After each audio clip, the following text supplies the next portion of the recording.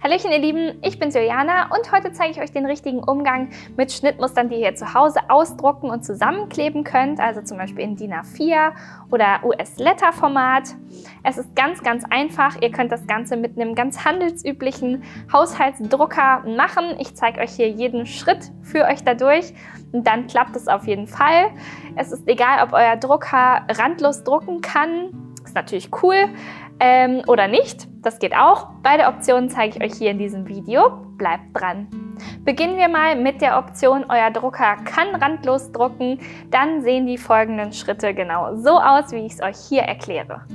Wenn euer Drucker also randlos gedruckt hat, wie ihr es eingestellt habt, dann sieht das Ganze so aus. Ihr seht, diese kleinen Dreiecke, die stoßen genau an den Rand. Wichtig ist, dass euer Drucker auch das Papier gerade einzieht und nicht schief. Und dann könnt ihr die Blätter einfach Kante an Kante aneinander legen und mit etwas Klebestreifen zusammenkleben. Bitte überlappt das Papier hier nicht.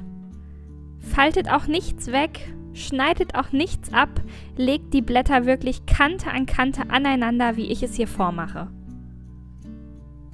Ihr seht, die Linien laufen dann genau fort von Seite zu Seite.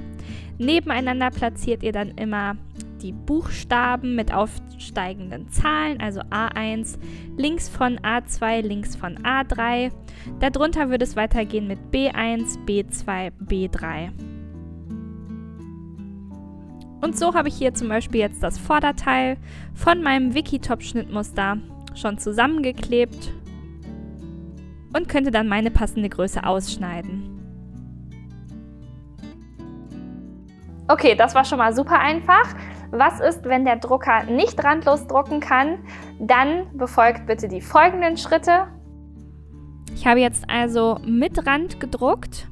Also einfach die Option randlos nicht ausgewählt oder vielleicht gibt es die bei euch auch gar nicht. Dann trotzdem einfach auf tatsächliche Größe oder 100% drucken. Und das Ganze sieht dann so aus. Schaut mal. Zwischen diesen kleinen Dreiecken entsteht dann ein kleiner weißer Rand, weil die Linien, die dort eigentlich sind, einfach nicht mitgedruckt werden können. Das macht aber gar nichts, wir platzieren keine wichtigen Informationen am Rand. Legt eure Blätter bitte trotzdem Kante an Kante aneinander und dieser kleine weiße Rand, der bleibt. Also bitte nicht abschneiden, auch nicht wegknicken oder irgendwie überlappend auflegen, weil ihr denkt, die Linien müssen jetzt fortlaufen. Nein, müssen sie nicht. Das ist alles so einkalkuliert. Wenn ihr die jetzt weiter zusammenschieben würdet, dann würdet ihr ein paar Millimeter von eurem Schnittmuster, die aber wichtig sind, abschneiden oder zumindest ignorieren.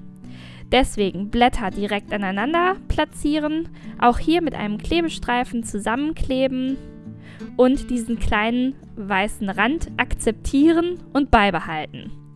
So sieht das Ganze dann aus, wenn es richtig gemacht ist. Schaut mal. Man sieht ja trotzdem den Verlauf einer Linie von dem Schnittmuster und man kann dann einfach darüber hinaus schneiden. Es handelt sich da ja wirklich nur um ein paar Millimeter bis vielleicht einen knappen Zentimeter. Als Beweis dafür, dass die Teile, egal ob randlos oder nicht, zusammenpassen, lege ich jetzt hier einmal oben mein Vorderteil, das habe ich randlos gedruckt, hin und unten mein Rückteil, das habe ich mit Rand gedruckt. Wenn ich die Teile aber jetzt trotzdem Kante an Kante platziere, seht ihr, dass die Teile genau zueinander passen. Also hier beispielsweise mein Trägerstreifen, auch hier laufen die Linien fort. Und ich kann dann hier auch einfach die Blätter aneinander kleben, ohne, ich sage es noch einmal, etwas abzuschneiden, wegzuknicken oder überlappend aufzulegen. Wie immer vorausgesetzt, ihr habt halt auf tatsächliche Größe oder 100% gedruckt und auch das Kontrollkästchen dann noch einmal überprüft und auch das richtige Format ausgewählt, was ihr drucken möchtet. Also A4 für A4-Drucker, US-Letter für US-Letter-Drucker. Schneidet dann alle Schnittteile entlang der Linie für eure Größe aus. So kann nichts mehr schief gehen. Ja, das war vielleicht auch einfacher als gedacht. Lasst es uns aber super gerne wissen, wenn noch Fragen offen geblieben sind. Dann beantworte ich die oder jemand anders aus unserem Team sehr gerne noch, denn es soll ja jeder zu einem guten Ergebnis kommen und die Teile auch wirklich gut zusammen ausdrucken können, um dann auch ein tolles Ergebnis nähen zu können. Und wenn ihr mögt, schaut doch super gerne mal unsere Schnittmuster-Kollektion durch über den Link unten in der Beschreibung. Ladet euch direkt eins runter, testet das Ganze mal und dann ran an den Drucker und die Nähmaschine. Ich freue mich aufs gemeinsame Nähen und bis bald!